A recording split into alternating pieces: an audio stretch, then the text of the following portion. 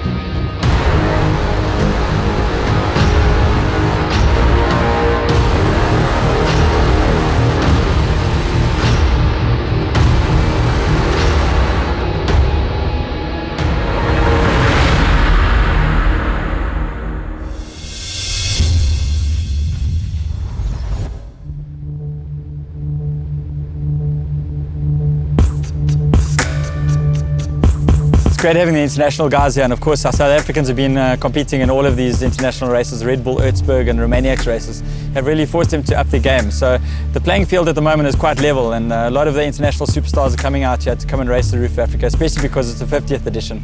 And of course, having so many hot up-and-coming South African riders, this one is really going to be a race to watch. Well, there's a lot of hungry riders out there, so I've just got to do my own thing and still keep believing I can win, even at my age. The level of riding in South Africa and overseas, everyone's at their fittest at the moment, and everyone's can ride technical. So yeah, with more hard passes, it's going to be who can last the longest and push hard and pull a gap. The competition's strong, and I think it's just getting stronger by the race, not let alone the year. So it makes it more nervous. There's a lot of guys that are riding really good and a lot of guys that can win, so the margin for error is very small.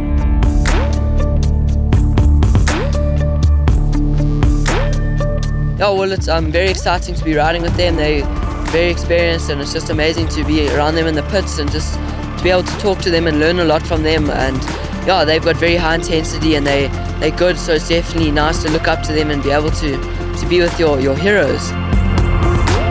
Had a good night's rest, and today's the final day, and we got quite a tough day ahead, it looks like, with the passes. We've got two big passes I haven't ever ridden or seen them before, so yeah, it's just being strong. Yeah, he's really strong, body's strong, my mind is strong, but my body's a little bit sore, so yeah, we have fun together, and that's the important thing. Yeah, I can't complain. I got a good team, my bike's good. It's just the rider need to pick up the pace a little bit. Well, I am like 22 minutes from the lead, and the lead is far, but nothing is impossible. And also the top from the top 3 to top 7 is very close, like 6-7 minutes. So I will try to catch them and make as best as possible. After a very tense battle on the previous day, only 1 minute separated Sherco's Wade Young from Travis Teasdale on the KTM. The two South Africans had used their local knowledge of the faster terrain to gain over 10 minutes advantage on reigning roof champion Graham Jarvis. Yeah, that's it, good 10 minutes behind, so I've got to keep trying, might as well go out and try, but it's going to be a bit of a tall order.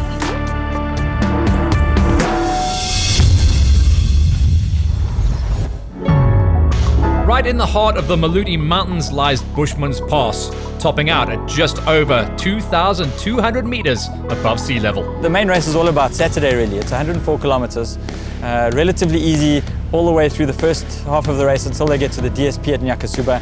And then they've got 2 new signature passes, Devil's Staircase and Soldier's Way, which is the last hill, 1.7 kilometers from the finish. So the guy with the most skill and the most energy left in the tank is going to take the checkered flag. It's good to know that Darrell's, tested the track. He knows the track. He knows it. We know it's going to be sensible and somewhere near and well marked and ready. To keep momentum up those passes is key because it helps you get up those little steps and ledges and things. So as soon as you start stopping and looking for lines, then you start making mistakes and getting stuck. And getting stuck was a mutual frustration between all riders.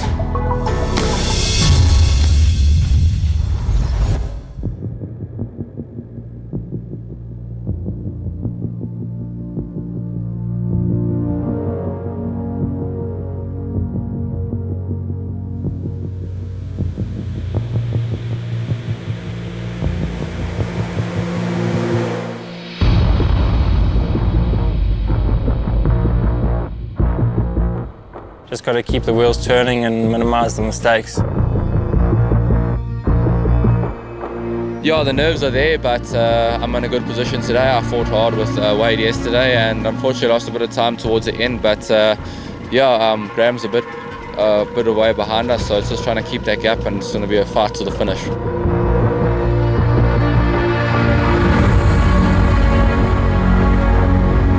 As the riders came through the treacherous ice, Graham Jarvis was trying everything to make up time on the two ahead, whilst Blake Goodsight had made time up on Jarvis in turn. Well, I think if the track is more technical, it's gonna be different because it's not so easy right together if it's technical. So for me, I think it's better, but we will see. I told him about the terrain, about the tracks, about the navigation. I think that's really good for him. And also he went yesterday with Scott. He knows the terrain, he knows where he have to go, and yeah. I want myself a new as you burn. Watch the embers grow out of the flame.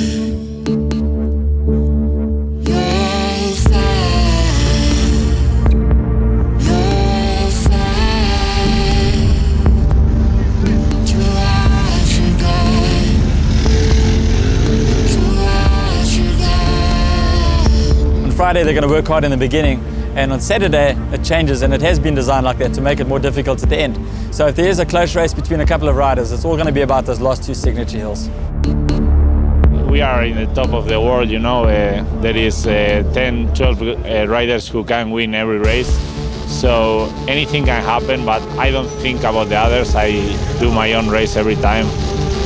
The icy cliffs were proving very tricky without the help of others.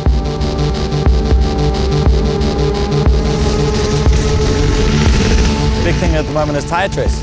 So all the manufacturers of tyres are coming out with these super soft gummy tyres, soft carcasses, and a lot of them are different in their own way, and the riders really have been doing a lot of testing to try to get as much advantage as they can for the climbs. I think my fitness is definitely there and the endurance is there, but I'm lacking a little bit of speed and intensity to keep up with the youngsters in the front. But having fun. It was a beautiful day out yesterday. A little bit of snow on the high places on the mountains and that. From young to old and experienced to the novice, there was no other way but forwards.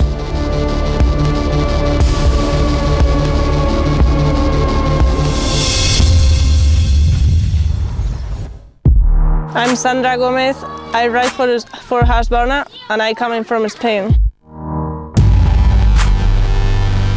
Sandra, I've been following her for a while on Instagram, as close as I could, and she is an unbelievable rider. She's extremely talented. I mean, her brother's currently the best in the world, and she comes from a family and a background of trials riding and endurocross, so she's definitely going to be tough competition. And but at the same time, it's really fired me up to train harder, eat better. I mean, I'm putting in the effort. It's exciting. I'm excited and nervous at the same time. I think I'm terrified. The level of riding has increased so much over the past few years and ladies finishing amongst the men in the gold class is no longer an opportunity, but a reality. I'm doing a lot of races around the world, but each race is very different, and I try to prepare myself about everything, not only technical. I try to be fast, and that's a problem. I'm not really fast. My technical skill's good. Going into the roof, I would like my speed to pick up, coming on the downhills, and my in-between the passes speed. That's where I find my biggest weakness. A good race to watch, as both ladies have had such success over the last few seasons.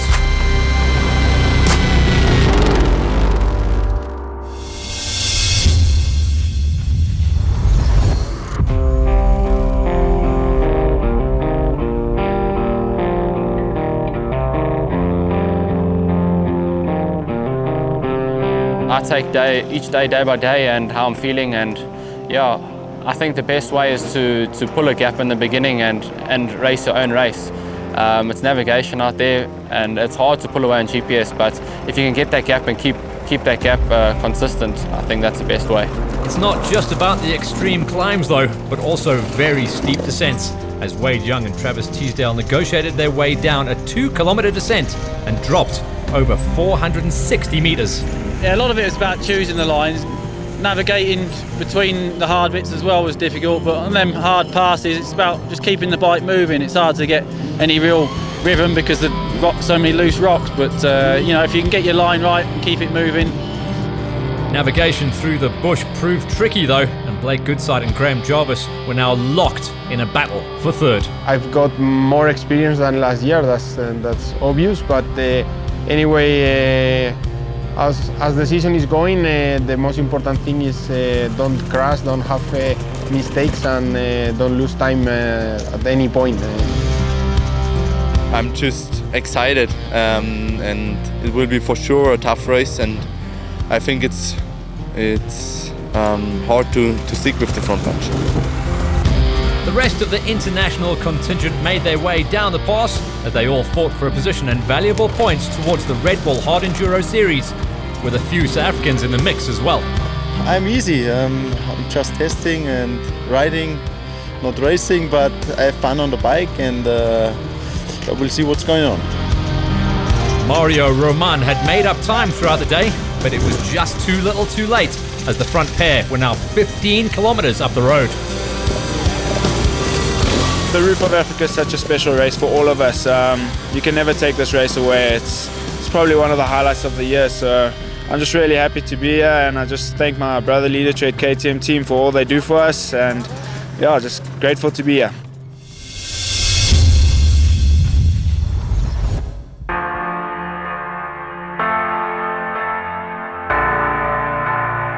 The bronze and silver classes battled throughout the weekend to obtain the elusive finishers' medals.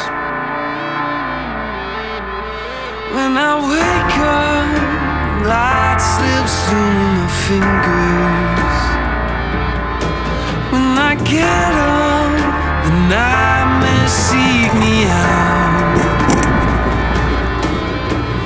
Underneath the shadows of my bones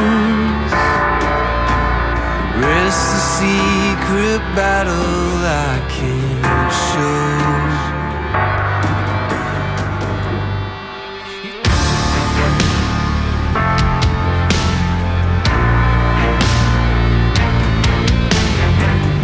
Bronze and silver really have a common route with gold, except on Friday the bronze peels off a little bit earlier. They go back to the finish after doing Bella Coma.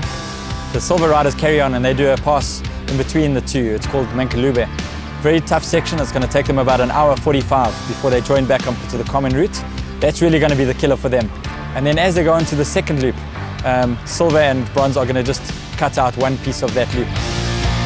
My plan is just try and keep my speed going and not make too many mistakes, and then obviously look after the back and myself. Bradley Cox was looking after the 2 spots as Willem Skonveld on the Yamaha was starting to fade back, but still comfortable in the number 3 spot, with the rest trying to break their way onto the podium. But Zellhuber was the man to beat as he stretched out front. On Saturday, again, silver and bronze do the same route as gold, missing out one big piece at the end. There's a gold downhill that they'll bypass, and then of course they'll bypass the two signature hills at the end, which is Devil's Staircase and Soldier's Way. Now I see the monster that I can't kill or escape. I understand the fear you feel when you look at my face. I've made myself much colder just to make the world feel warm. I live in winter's fury so the world can see the sun. Coming with the background of winning bronze, I think I've got a little bit of an advantage knowing what to do, and yeah, just keep it going, and yeah, I hope I can win.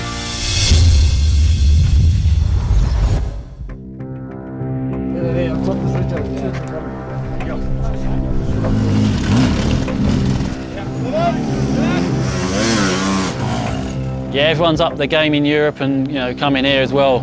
South African guys just up the game here, and it's going to be one of the toughest races ever. As the top riders made their way through the final DSP, it was their last chance to get the fuel for the bike and body to make it the rest of the way.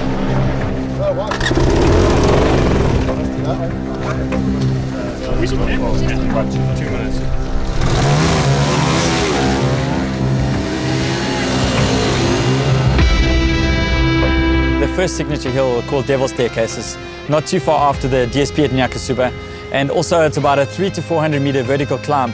It's a two-tier climb. They start off with quite a difficult climb onto a little bit of a plateau, and then there's a climb on a knife edge, and there's lots of ledges there. It's all solid rock, but very difficult to pick your line, make the right way, and to get up those ledges. I'm staring into the valley of hell with a cross on my heart and smoke on my breath. We are outnumbered, but I'm not scared. I'm ready to die, shoot my soul through the sky.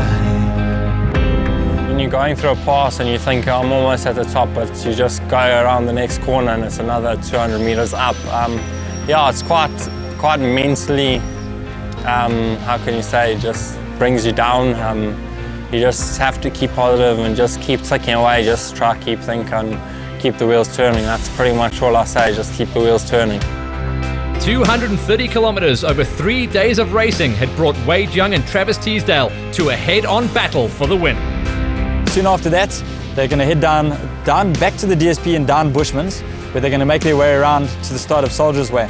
Soldier's Way has never been ridden before, and it's extremely loose rocks, picky, a lot of bushes, and you've got a lot of loose sand and stone, and you've got a bit of grass, and you've got more bushes near the top. It finishes just 1.7 kilometers after that. My goal is always to win a big event like this, and especially winning the Roof of Africa in your hometown. I think it'll feel so great. Time's ticking to leave while you still can.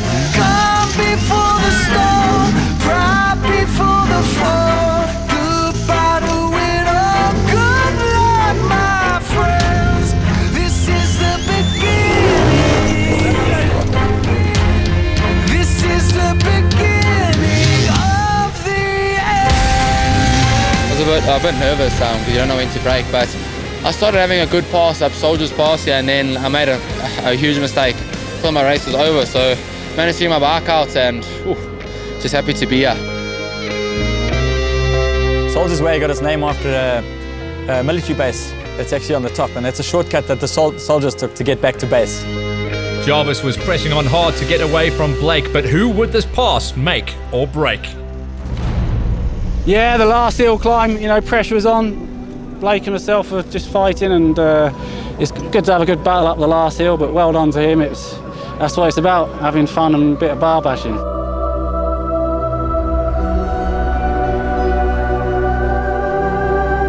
That's why he is the best in the world, because he dropped me where it was the most crucial, Blake had fought hard, but Soldier's Way had got the better of him as Jarvis pipped him at a crucial point of the race. International riders Alfredo Gomez and Mario Ramon were now locked in a battle for 5th place. Ramon had done amazing work to get himself into that position, but Gomez would have liked to have been up there battling for the win again. I was proven wrong a couple of years ago when I said, no, the older guys will do it. But I have to say, even though Wade's not on a KTM, I think the guys just never came last year because of injury. He's on top of his game. And remember what he did at 16 years old. He wants to win this race. He wants to break my record. And, the guy, I have to say him. And at the 50th edition of the Motul Roof of Africa, Wade Young got his hat trick.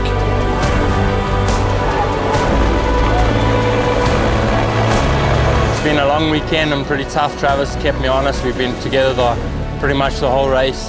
And I managed to get away on the second to last hill.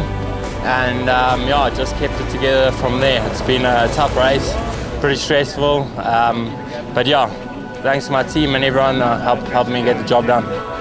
And after riding together and working so well, unfortunately there had to be a second place. This time it was Teesdale.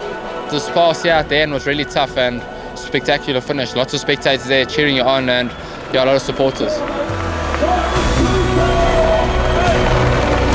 Yeah, that's it. I knew I couldn't really win it up when I saw how fast it was today, but wanting to get on the podium, had a good fight with Blake. He's rode really well, so I've enjoyed it. It was one of the fastest roofs I've ever had, so to be on the podium's pretty good. I'm upset, but I can't be upset with my ride. I mean, well done to first and second. Travis and Wade, they rode brilliantly. Great for South Africa. Thank you to my team. Proudly Bidvest Yamaha. Happy to be here, safe and healthy.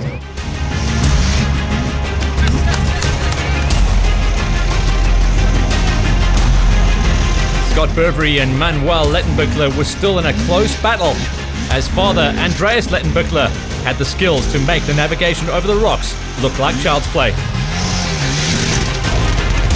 David Cyprian, Carl Flanagan and Dwayne Clanhams were not too far behind the leading pack and were still fighting hard at it.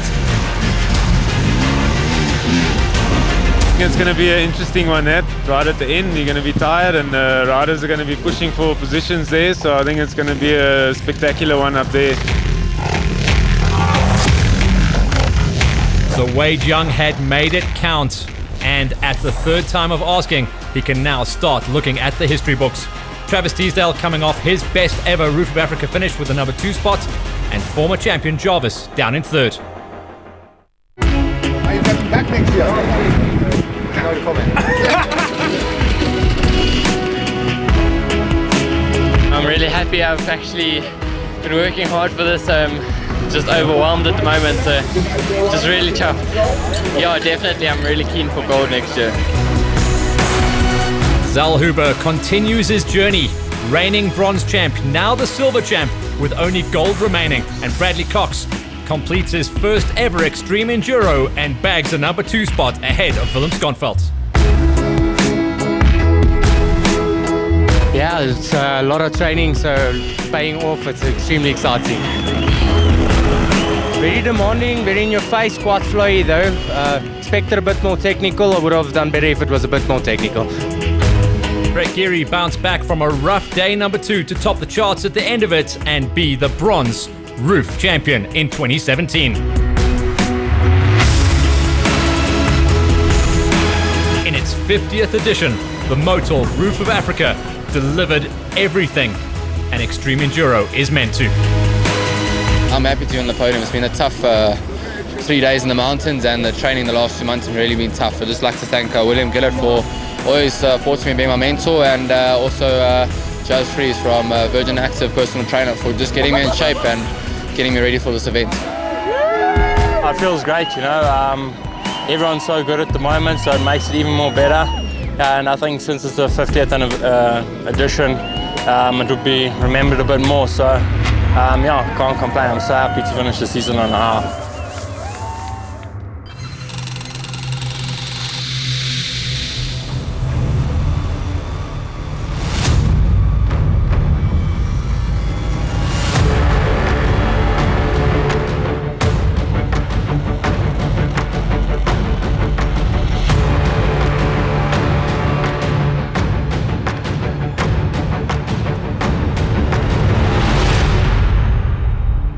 This Motul Roof of Africa presentation was brought to you by Motul in association with MGC and Avani Lesotho Hotel and Casino.